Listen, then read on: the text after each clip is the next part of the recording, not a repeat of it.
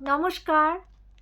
23শে জানুয়ারি নেতাজি সুভাষচন্দ্র বসুর জন্মদিন এবং 26শে জানুয়ারি প্রজাতন্ত্র দিবস উপলক্ষে আমার ইউটিউব চ্যানেলে আজকের নিবেদন কবি শুভ দাশগুপ্তের লেখা কবিতা আমি সুভাষ। তোমার পাথরে দিয়েছি মালা, এত মালা এত ফুল, তুমি ঢাকা পড়ে গেছো। তুমি পাথর না হলে রাগ করতে।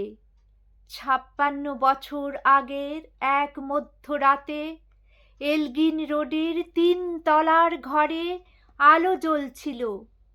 চাদর গায়ের এক ছায়ামূর্তি পায়চারি করছিল অবিরাম। বাইরের রাস্তায় ইংরেজ পুলিশের চর সতর্ক সজাগ চোখে দেখছিল।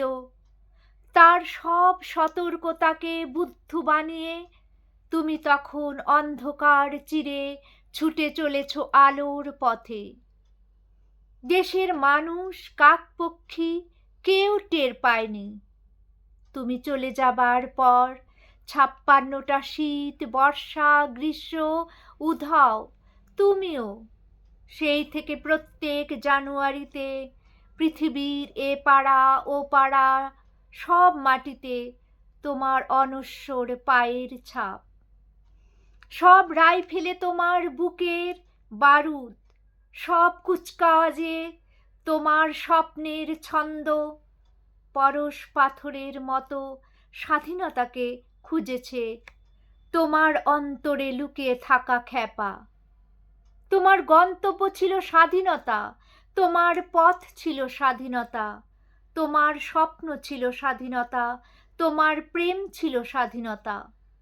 তুমি রক্ত চেয়েছিলে স্বাধীনতার জন্য, তুমি তাই পাথর।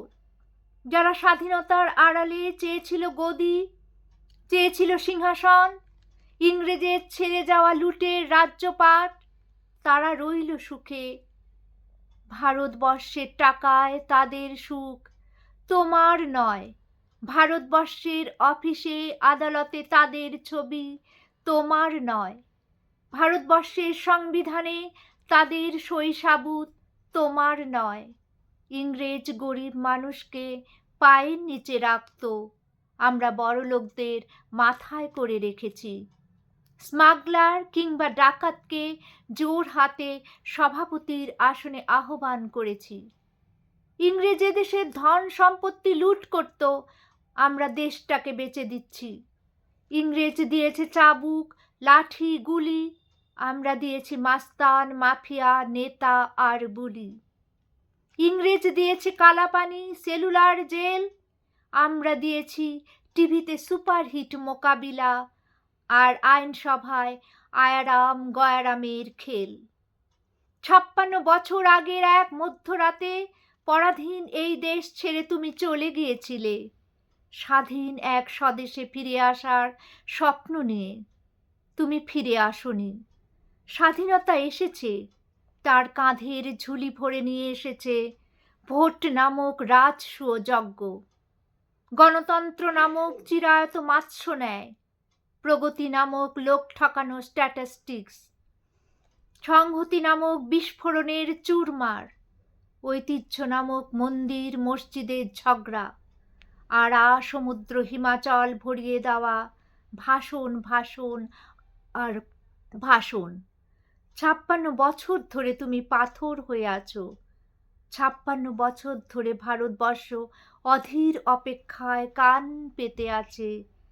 ইথার তরঙ্গে কবে হঠাৎ শোনা যাবে স্বাধীনতার নিজস্ব কণ্ঠস্বর, আমি সুভাষ বলছি। নমস্কার। আমার এই কবিতাটি যদি আপনাদের ভালো লেগে থাকে তাহলে please like, comment and subscribe me. ধন্যবাদ।